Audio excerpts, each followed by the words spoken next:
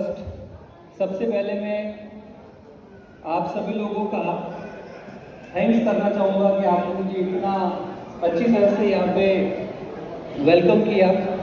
And इसी के साथ में हमारे जो कंट्री मेंटर हैं पवन सर के लिए एक बार जोरदार तालियां होनी चाहिए, क्योंकि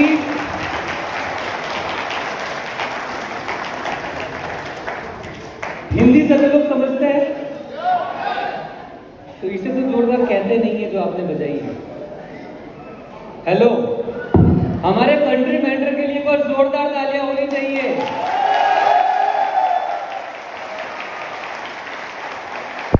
थैंक यू सो मच। अब हम कल से ही, परसों से ही 2-3 दिन से लगातार क्यों सर के लिए इतनी तालियां बजवा रहे हैं, उसके पीछे एक खास रीजन है। एक सिंपल, साधारण, बहुत ही कॉमन बैकग्राउंड से आकर लोग यहाँ पे अपनी जिंदगियां बदल रहे हैं, और सर ने एक आम आदमी के लिए जो सपना देखता है, कुछ करने की चाहत है लेकिन वो कर नहीं पा रहा है, उनके लिए एक बहुत ही वंडरफुल, एक बहुत ही शानदार प्लेटफॉर्म अवेलेबल करवा के दिया है। इसीलिए हम सब लोग उनके लिए इतनी क्लैपिंग कर रहे हैं। उन्होंने लाखों लोगों की जिंदगी के अंदर ट्रांसफॉर्मेशन लाया है। Hello hello, okay. तो ठीक इसी तरह से मेरे लाइफ में भी टीम चैंपियन की वजह से और वेस्टीज की वजह से एक बहुत ही बड़ी ट्रांसफॉर्मेशन आई है। तो मैं अपनी छोटी सी जर्नी आपके साथ में शेयर करूंगा। मेरा नाम मोहन चौधरी है, पुणे महाराष्ट्र से मैं हूँ। आज के ठीक 7.5 साल पहले मैंने इस अपॉर्चुनिटी के साथ में काम स्टार्ट किया। इस बिजनेस को स्टार्ट करने से पहले पुणे महाराष्ट्र के अंदर मेरा एक छोटा सा, बहुत ही छोटा सा कुकर और मिक्सर रिपेयर करने का दुकान था, जहां पे मैं सुबह 8 बजे अपनी दुकान को खोलता था, रात को लगभग 10 बजे तक अपनी दुकान को खुला रखता था, और दिन भर लोगों के घर घर जाके कुकर और मिक्सर ठीक करने का काम करता था। एवरेजली मेरी 300, 400, 500, 600, 700, 800 सीजन के हिसाब से डिपेंड करता है, रोज की इनकम हुआ करती थी। यहाँ पे हमारे महीने की इनकम नहीं होती थी, रोज का इनकम होता था। एक गैस की सिगड़ी ठीक करने का मुझे 250 रुपये मिलता था।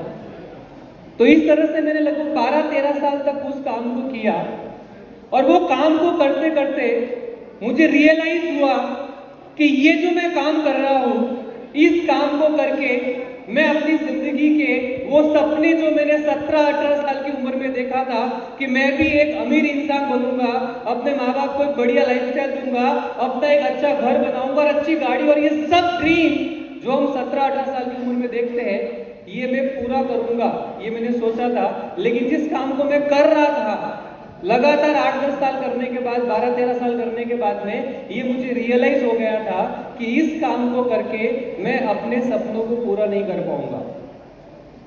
हेलो, और देन फिर मैं सर्च करने लगा कि ऐसा क्या ऑप्शन है मार्केट के अंदर जिसमें मैं अपना पार्ट टाइम लगा के अपनी इनकम को बढ़ा सकूं, अपने सपनों को पूरा कर सकूं। तो मुझे पता चला कि नेटवर्क मार्केटिंग के अंदर ये पॉसिबल है। नेटवर्क मार्केटिंग के अंदर ये पॉसिबल है। जब मैंने सुना तो मैंने एक नेटवर्क मार्केटिंग कंपनी को ज्वाइन किया, उसमें 1-2 साल काम किया, कुछ थोड़ा बहुत अचीवमेंट्स किया, लेकिन उसमें 2-3 साल लगाने के बाद में समझ में आया कि यहाँ पे मेरा ज्यादा कुछ नहीं हो सकता है। लेकिन वहां पे कुछ सीखने को जरूर मिला मुझे। एंड देन कहते हैं कि जब आप ऊपर वाले से मांगते हो, विजुअलाइज करते हो। देखिए दोस्तों, मैं अपनी सक्सेस का एक बहुत ही छोटा सा सीक्रेट आपको बताता हूं। अगर आज आप अपनी प्रेजेंट सक्सेस के साथ में खुश हो, जो भी आज आपको मिला है, जो जिंदगी आपको मिली है, इसके साथ में अगर आप सेटिस्फाइड हो, खुश हो, तो शायद आपको और बेटर नहीं मिलेगा। आपको डिमांड करनी पड़ेगी। हेलो, खुद से डिमांड करनी पड़ेगी, ऊपर वाले से डिमांड करनी पड़ेगी कि मुझे और ज्यादा चाहिए। मैंने डिमांड किया, और कहते हैं कि जो हम सोचते हैं वो चीजें हमारे लाइफ में आती है। जनवरी 2018 मेरे लाइफ में वेस्टीज आया, और पहला मेरा जो एलटीसी था वो इसी होटल के अंदर था। हॉल छोटा था बेशक, लेकिन इसी होटल के अंदर था। 12-13 जनवरी 2018 को मैंने इस बिजनेस को स्टार्ट किया। पहले महीने काम किया, बहुत ज़्यादा एक्सपीरियंस नहीं था। 1 महीना काम किया मैंने, पहले महीने का इनकम 26 यानी कि 26 रुपये आया। मेहनत किया, बहुत सारे रिजेक्शंस आए, बहुत सारे लोगों ने मजाक उड़ाया, जो सब लोगों के साथ में होता है। हर सक्सेसफुल जर्नी के पीछे पेन होता है। मैंने कहीं सुना था, कल मैंने बहुत सारे लोगों की जर्नी सुनी, तो मुझे एक चीज और अच्छी तरह से रियलाइज हुई कि ये जो सक्सेस की गलियां जो है ना, ये जो सक्सेस मिलता है, ये असफलता की गलियों से गुजरता हुआ आपको सक्सेस मिलता है। अगर आपको सक्सेस चाहिए तो पहले आपको बहुत सारी असफलता को लेना पड़ेगा। अगर हम असफलता नहीं ले सकते हैं या उसको स्वीकार नहीं कर सकते हैं तो शायद हम उतने बड़े सफल नहीं बन पाएंगे। तो पहले महीने काम करके मेरी इनकम 26 रुपए की हुई और उसके बाद में अप्लायंस के साथ में प्लानिंग किया, सीखा, खुद के अंदर चेंजेस लाया।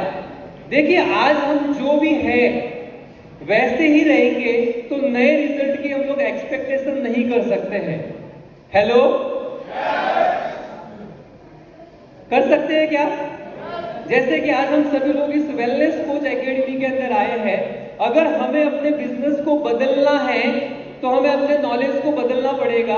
अभी तक हो सकता है कि हम किसी और सेक्टर के अंदर काम कर रहे थे, अभी हमें अपने आप को as a wellness coach represent करना पड़ेगा, तभी हम मार्केट को अच्छे से बीट कर पाएंगे। ये कॉमन सी बात आप समझते हैं? तो ये बात मुझे समझ में आई थी कि मैं ये जो हूँ, जो आज मेरा नॉलेज है, जो मेरा स्किल है या जो भी मैं जानता हूँ, इस नॉलेज के साथ में मैं ज्यादा बड़ा आदमी नहीं बन सकता हूँ। अगर मुझे बड़ा आदमी बनना तो मुझे नया नॉलेज लेना पड़ेगा, नए मेंटोर्स लेने पड़ेंगे, मुझे उस आदमी की सुननी पड़ेगी जो ऑलरेडी सक्सेसफुल है। हेलो, और मैंने मेंटर्स की सुनना स्टार्ट किया, ट्रेनिंग लिया, काम करना स्टार्ट किया, सक्सेस आई, बहुत अच्छी तरह से सक्सेस आई। मेरा इस बिजनेस में जो हाईएस्ट पे आउट रहा है 1 महीने का, वो लगभग 3,18,000 रुपए का रहा है। एंड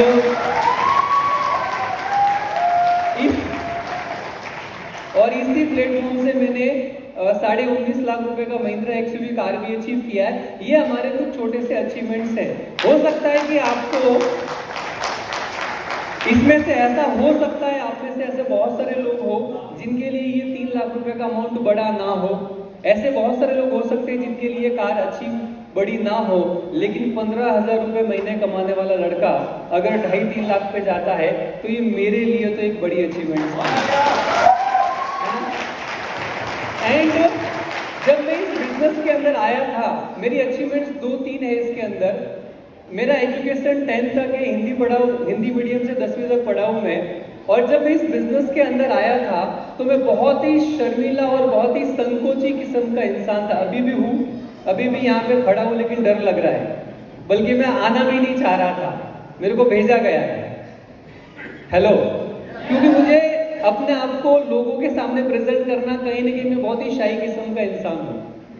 तो जब ये बिजनेस मेरे पास में आया तो सबसे पहले इसमें समझ में आया कि हमें लोगों से बात करनी है। तो मुझे तो लोगों से बात करनी आती ही नहीं थी, मैं तो शाही किस्म का इंसान था। लेकिन एक बात मेरे को समझ में आ गई थी कि अगर मुझे इस बिजनेस को बिल्ड करना है तो इस बिजनेस को बिल्ड करने के लिए जो भी क्वालिटी चाहिए वो हमें अपने अंदर लानी पड़ेगी। वो किताबें, वो ट्रेनिंग लेने मैंने शुरू कर दी है, जिसकी वजह से वो क्वालिटीज मेरे अंदर आ गई। सिंपल सी बात है कि अगर आप इस बिजनेस के अंदर बड़ा बनना चाहते हो तो अपने आप को इस बिजनेस के लायक बनाना पड़ेगा। जो आपको नहीं आता है, हो सकता है कि आप में से कोई ऐसा इंसान हो जिनको लोगों से बात करनी नहीं आती है, तो नहीं आती है ये बोल के काम चलेगा नहीं। आपको ये सीखना पड़ेगा कि कैसे लोगों से बात की जा सकती है। अगर आप अननोन लोगों का नंबर नहीं ले सकते हो, अननोन लोगों से बात करने में अगर आपको शर्म आती है, तो आपको सीखना पड़ेगा कि कैसे आप अननोन लोगों से बात कर सकते हो, ताकि आप अपने आप को इस बिजनेस के लायक बना दो। क्योंकि पवन सर एक बात बोल रहे थे कि जो भी जिसको मिलता है वो उसके लायकी के हिसाब से मिलता है। हेलो, तो अगर इस बिजनेस में हमें ग्रोथ करनी है, अच्छा पैसा कमाना है, तो इस बिजनेस के लायक हमें अपने आप को बनाना पड़ेगा। और एक चीज करनी पड़ेगी कि हमें अपने ऊपर एक स्ट्रॉन्ग बिलीव रखना पड़ेगा। मैं देखता हूं कि इस बिजनेस में बहुत सारे लोग आते हैं, आने के बाद में खुद को शक करते हैं, खुद के ऊपर टाइम करूंगा। मैं 1 मिनट के अंदर या 2 मिनट के अंदर अपनी बात को खत्म करूंगा। आप जब इस बिजनेस के अंदर आते हो तो सबसे पहले आपको अपने डिसीजन के ऊपर 100% भरोसा रखना बहुत जरूरी है, क्योंकि मुड़ मुड़ के पीछे देखने वाले लोग ना अक्सर शिकार हो जाते हैं।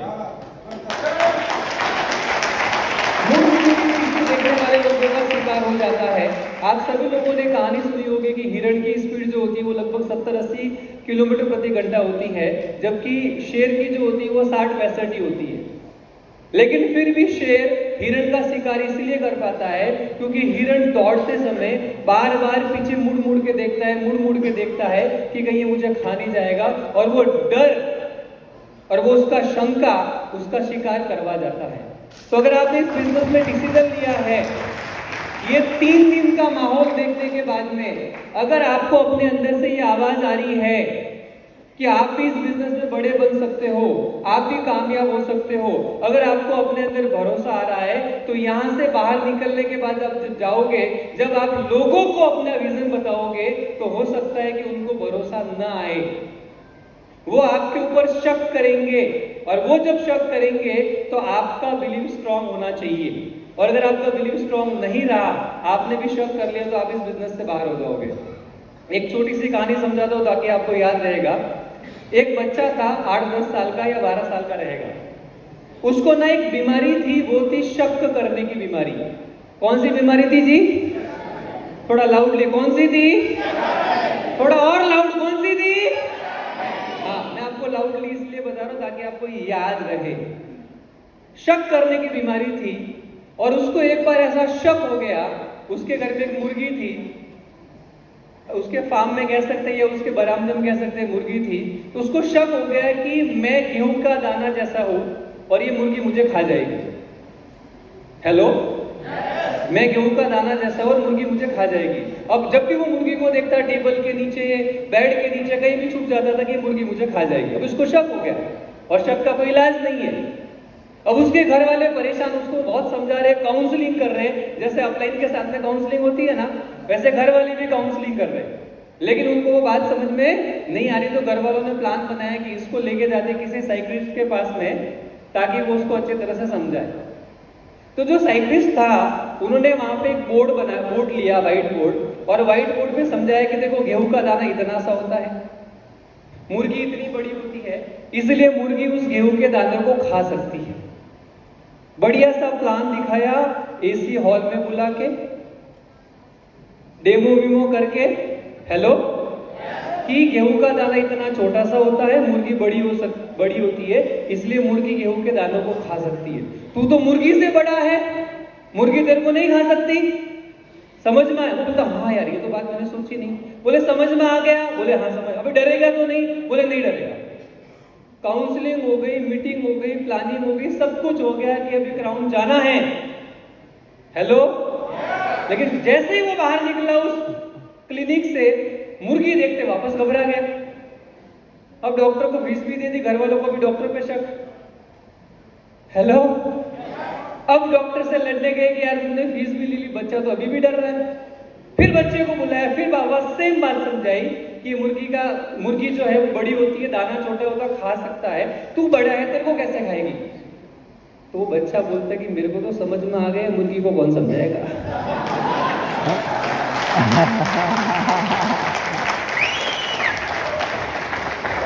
यहाँ पे मुद्दा ये कि ये बिजनेस आपको समझ में आना चाहिए, मुर्गी को समझ में आए ना है उसकी आपको चिंता नहीं करनी है। आप अपने लक्ष्य के लिए काम करो।